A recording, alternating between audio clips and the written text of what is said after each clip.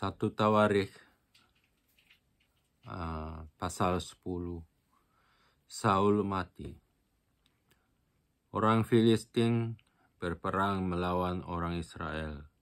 Orang-orang Israel melarikan diri dari hadapan orang Filistin, dan banyak yang mati terbunuh di pegunungan Gilboa. Orang Filistin terus mengejar Saul dan anak-anaknya, dan menewaskan Yonatan, Abinadab, dan Malki-Sua, anak-anak Saul. Kemudian makin beratlah pertempuran itu bagi Saul. Para pemanah menjumpainya dan melukainya. Lalu berkatalah Saul kepada pembawa senjatanya, "Hunuslah pedangmu dan tikamlah aku, supaya jangan datang orang-orang yang tidak bersunat ini memperlakukan aku sebagai permainan." Tetapi pembawa senjatanya tidak mau, karena ia sangat segan. Kemudian Saul mengambil pedang itu dan menjatuhkan dirinya ke atasnya. Ketika pembawa senjatanya melihat bahwa Saul telah mati, ia pun menjatuhkan dirinya ke atas pedangnya, lalu mati. Jadi Saul, ketiga anaknya, dan segenap keluarganya sama-sama mati. Ketika melihat seluruh orang Israel yang di lembah bawah bahwa tentara telah melarikan diri, dan bahwa Saul serta anak-anaknya sudah mati, maka mereka meninggalkan kota-kota mereka, lalu melarikan diri juga. Kemudian datanglah orang Filistin dan menetap di sana. Ketika keesokan harinya, orang Filistin datang merampasi orang-orang yang mati terbunuh itu. Didapati mereka Saul dan anak-anaknya tergelimpang di pegunungan Gilboa.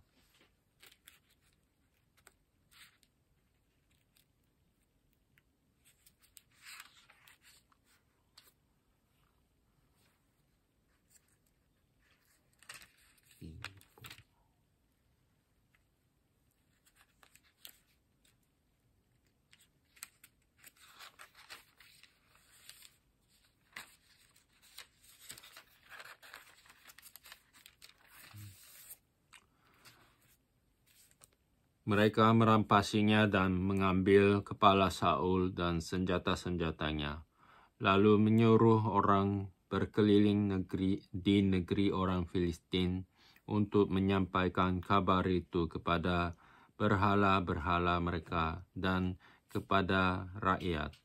Kemudian mereka menaruh senjata-senjata Saul di kuil Allah mereka, tetapi batu kepalanya dipakukan mereka di rumah Dagong. Ketika seluruh Yabes Gilead mendengar tentang segala yang telah dilakukan oleh orang Filistin terhadap Saul, maka bersiaplah segenap orang gagah perkasa, lalu pergi mengambil mayat Saul dan mayat anak-anaknya. Mereka membawanya ke Yabes dan menguburkan tulang-tulang mereka di bawah pohon besar di Yabes. Sesudah itu berpuasalah mereka 7 hari lamanya. Demikianlah Saul mati karena perbuatannya yang tidak setia terhadap Tuhan, oleh karena ia tidak berpegang pada firman Tuhan, dan juga karena ia telah meminta petunjuk dari arwah dan tidak meminta petunjuk Tuhan. Sebab itu Tuhan membunuh dia dan menyerahkan jabatan raja itu kepada Daud bin Isai. Daud menjadi raja, pasal 11. Daud menjadi raja atas Israel. Lalu berkumpullah seluruh Israel kepada Daud di Hebron dan berkata, "Ketahuilah, kami ini darah dagingmu. Telah lama ketika Saul memerintah engkaulah yang memimpin segala gerakan orang Israel. Dan Tuhan Allahmu telah berfirman kepadamu, engkaulah yang harus menggembalakan umatku Israel, dan engkaulah yang menjadi raja atas umatku Israel." Maka datanglah semua tua-tua Israel menghadap raja di Hebron. Lalu Daud mengadakan perjanjian dengan mereka di Hebron di hadapan Tuhan. Kemudian mereka mengurapi Daud menjadi raja atas Israel, seperti yang difirmankan Tuhan dengan perantaraan Samuel. Daud merebut Yerusalem dan menetap di sana. Lalu Daud dengan seluruh orang Israel pergi ke Yerusalem. Itulah Yebus, dan di sana orang Yebus adalah penduduk negeri itu. Penduduk Yebus berkata kepada Daud, "Engkau tidak sanggup masuk kemari." Tetapi Daud merebut kubu pertahanan Sion, yaitu kota Daud. Daud telah berkata, "Siapa lebih dahulu memukul kalah orang Yebus, ia akan menjadi kepala dan pemimpin." Lalu Yoab, anak Zeruya, yang menyerang lebih dahulu, maka ia menjadi kepala. Lalu Daud menetap di kubu pertahanan itu. Sebab itu orang menamainya kota Daud. Ia memperkuat kota itu sekelilingnya, mulai dari Milo, bahkan sekelilingnya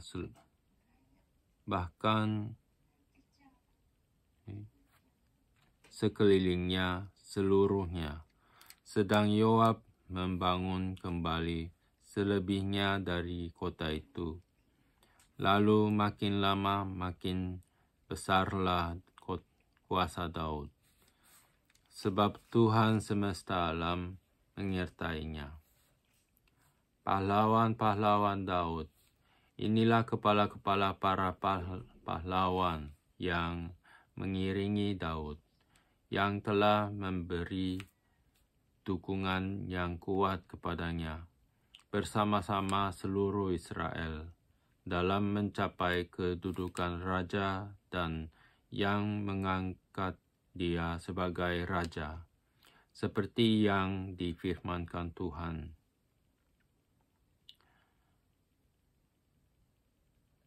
Mengenai Israel. Inilah daftar para pahlawan yang mengiringi Daud.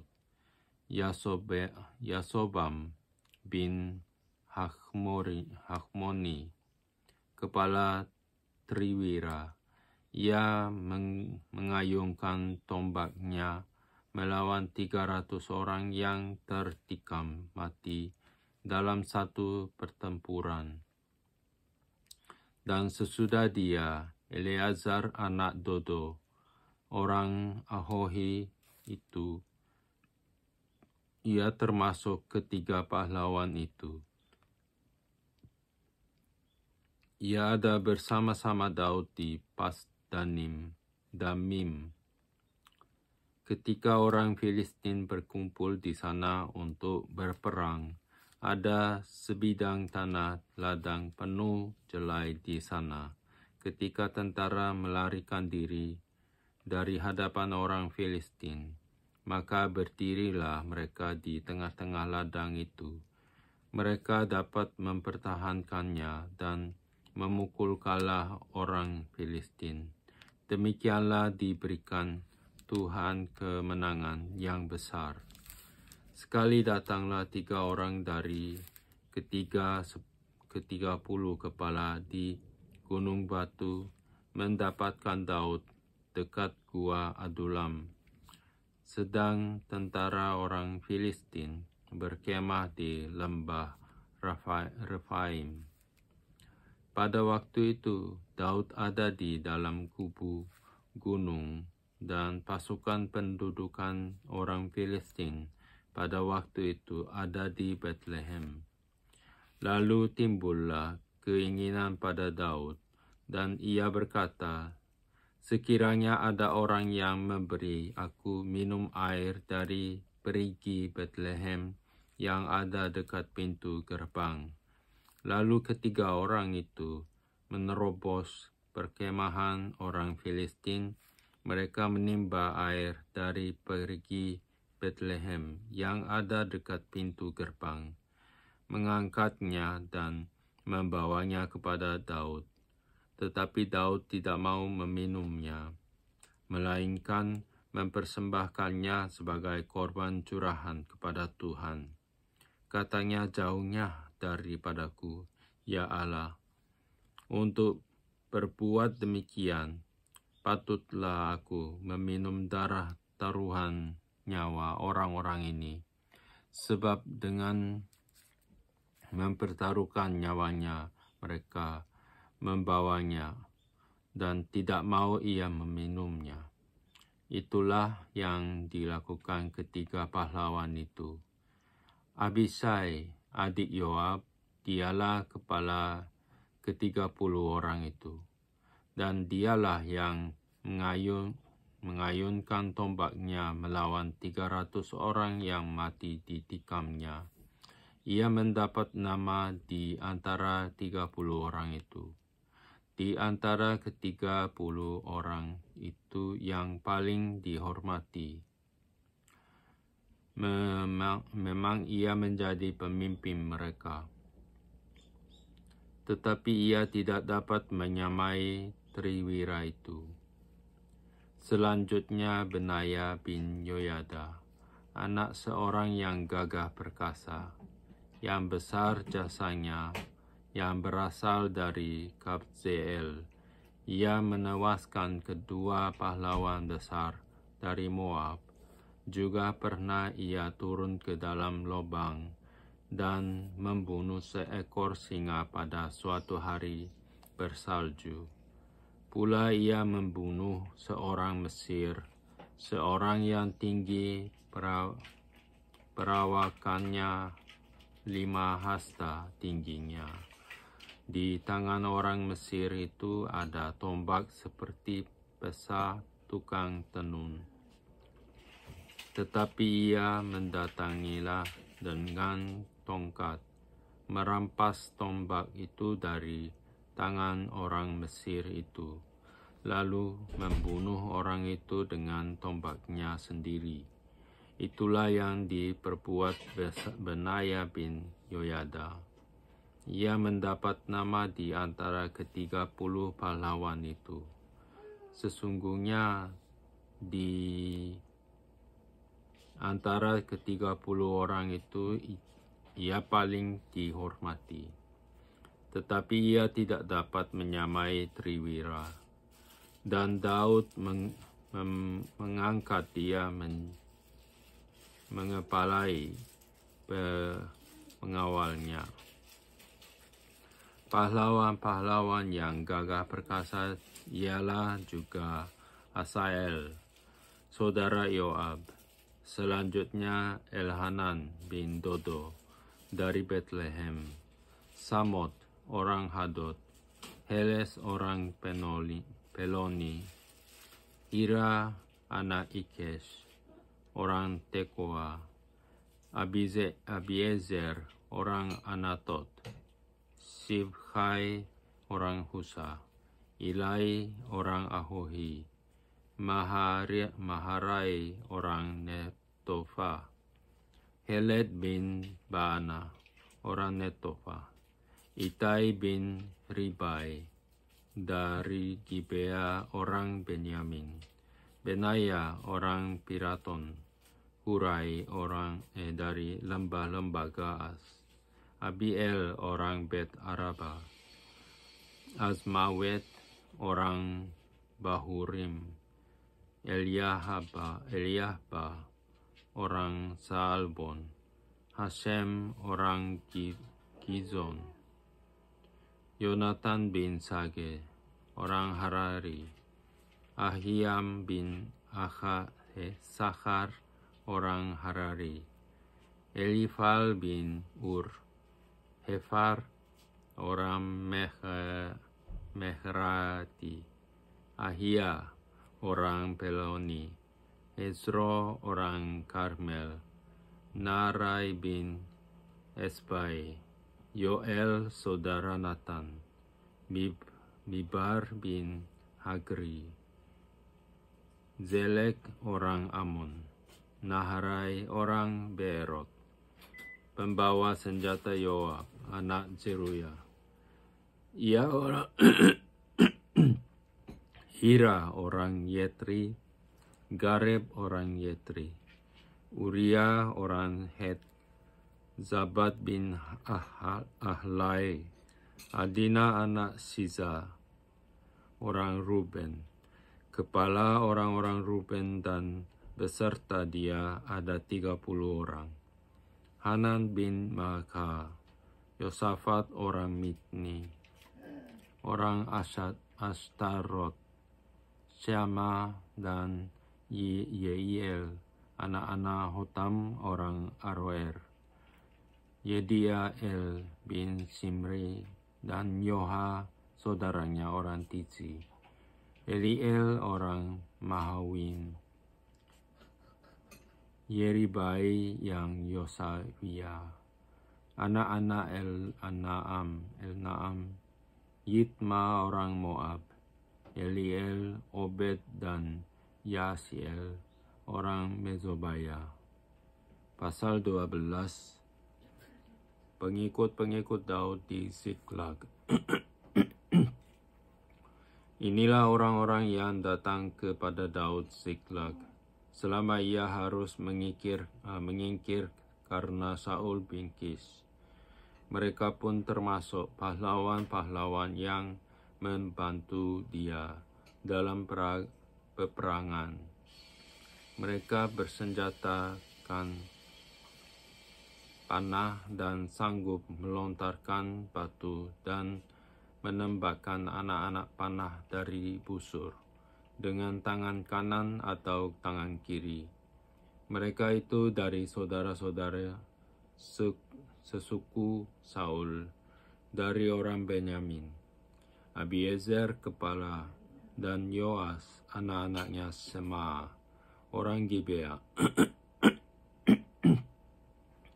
Yeziel dan Pelet anak-anak Azmawet, Baraha dan Yehu orang Anatot, Ismaya orang Gibeon, seorang pahlawan di antara ke-30 orang itu, yang mengepalai 30 orang, Yeremia, Yehaziel, Yohanan dan Yozabat, orang Gidera, Eluzai, Yerimot, Bealia, Semaria, dan Sefakca, orang Harufi, Elkana, Isia, Azareel, Yoezer, dan Yasobam, orang-orang Korah, Yoela, Zebaja, anak-anak Yeroham dari Gedor. Juga dari orang Gad ada yang memisahkan diri dan pergi kepada Daud ke kubu di padang gurun, yakni pahlawan-pahlawan yang gagah perkasa, orang-orang yang sanggup berperang, yang pandai menggunakan perisai dan tombak, dan rupa mereka seperti singa dan cepatnya seperti kijang di atas pegunungan. Ezer kepala Obaja, orang kedua Eliab, orang ketiga Mismana, orang keempat Yeremia, orang kelima Atai, orang keenam Eliel, orang ketujuh Yohanan, orang kedelapan Elzabad, orang kesembilan Yeremia, orang kesepuluh Mahbanai, orang ke-11. Mereka itulah dari Bani Gad, kepala-kepala pasukan. Satu orang yang paling kecil sanggup melawan 100 orang. Yang paling besar sanggup melawan 1000 orang. Mereka itulah yang menyeberangi sungai Yordan di bulan pertama, sekalipun sungai itu meluap sepanjang tepinya, dan merekalah yang menghalau seluruh penduduk lembah di sebelah timur dan di sebelah barat. Sebagian dari Bani Benyamin dan Yehuda datang kepada Daud di kubu itu. Lalu keluarlah Daud menyongsong mereka. Berkatalah ia kepada mereka, "Jika kamu datang kepadaku dengan maksud damai untuk membantu aku, maka aku rela bersekutu dengan kamu. Tetapi jika untuk menyerahkan aku dengan tipu muslihat kepada lawanku, sedang aku tidak melakukan kelaliman, maka biarlah Allah nenek moyang kita melihat itu dan menghukum kamu." Lalu roh menguasai Amasai, kepala ke-30 orang itu. "Kami ini bagimu, hai Daud, dan pada pihakmu, hai anak Isai, sejahtera bagimu, dan sejahtera bagi penolongmu, sebab yang menolong engkau ialah Allahmu." Kemudian Daud menyambut mereka dan mengangkat mereka menjadi kepala pasukan.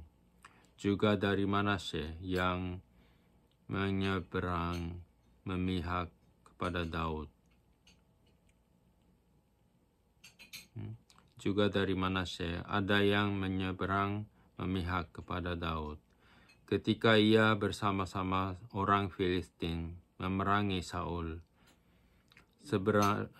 sebenarnya ia tidak menolong mereka, sebab setelah mengambil keputusan raja-raja kota, orang Filistin itu menyeru dia pergi.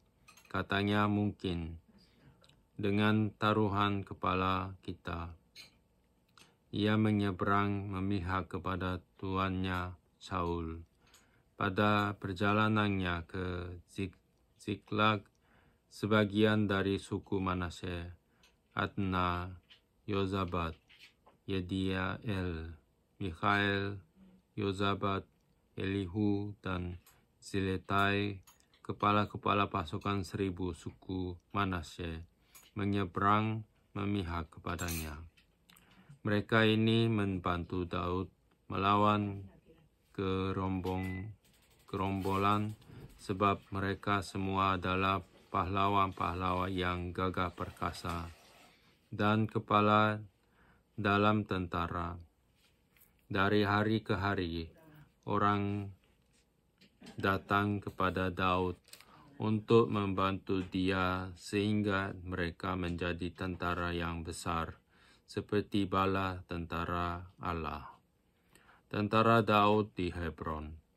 Inilah jumlah pasukan bersenjata untuk berperang yang datang kepada Daud di Hebron untuk menyerahkan jabatan raja daripada Saul kepada Daud. Sesuai dengan titah Tuhan, Bani Yehuda yang mengangkat perisai dan tombak ada 6.800 orang yang siap untuk berperang. Dari Bani Simeon, pahlawan-pahlawan yang gagah perkasa. Untuk berperang ada 7.100 orang. Dari Bani Lewi ada 4.600 orang. Ditambah dengan Yoyada, pemimpin kaum Harun, dan bersama-sama dia ada 3.700 orang. Selanjutnya Zadok, seorang pahlawan muda yang gagah perkasa dengan 22 orang pemimpin dari puaknya. Dari Bani Benyamin, saudara-saudara sekutu Saul, ada 3.000 orang. Sampai pada waktu itu, kebanyakan dari mereka masih tetap patuh kepada keluarga Saul. Dari Bani Efraim, 20.800 orang pahlawan yang gagah perkasa. Orang-orang yang kenamaan di antara puak-puak mereka. Dari suku Manasye, suku yang setengah itu ada 18.000 orang yang ditunjuk dengan disebut namanya untuk pergi mengangkat Daud menjadi raja. Dari Bani Isakhar, orang-orang yang mempunyai pengertian tentang saat-saat yang baik, sehingga mereka mengetahui apa yang harus diperbuat orang Israel. 200 orang kepala dengan segala saudara sekutunya yang dibawa perintah mereka. Dari Zebulon, orang-orang yang sanggup berperang, yang pandai berperang dengan berbagai senjata. 50.000 orang yang siap memberi bantuan dengan tidak bercabang hati. Dari Naftali, 1.000 orang pemimpin dan bersama-sama mereka 37.000 orang membawa perisai dan tombak. Dari orang Dan, orang-orang yang siap untuk berperang 28.600 orang. Dari Asher, orang-orang yang sanggup dan pandai untuk berperang 40.000 orang. Dari seberang sungai Yordan, yakni dari orang Ruben, orang Gad, dan setengah suku Manasye yang lain, orang-orang yang membawa berbagai-bagai senjata perang 120.000 orang. Sekaliannya itu prajurit-prajurit, orang-orang dalam barisan tempur datang ke Hebron dengan tulus hati untuk mengangkat Daud menjadi raja atas seluruh Israel. Memang juga seluruh orang Israel yang lain dengan bulat hati hendak mengangkat Daud menjadi raja. Mereka tinggal di sana bersama-sama Daud 3 hari lamanya, makan dan minum, sebab saudara-saudara mereka menyajikan makanan bagi mereka. Juga orang-orang yang tinggal dekat mereka, bahkan dari Isakhar, Zebulon, dan Naftali, membawa makanan dengan memakai keledai, unta, bagal, dan lembu, yakni bahan makanan, tepung, kue ara, dan kue kismis, anggur dan minyak, lembu sapi dan kambing domba, dalam jumlah besar, sebab ada sukacita di Israel.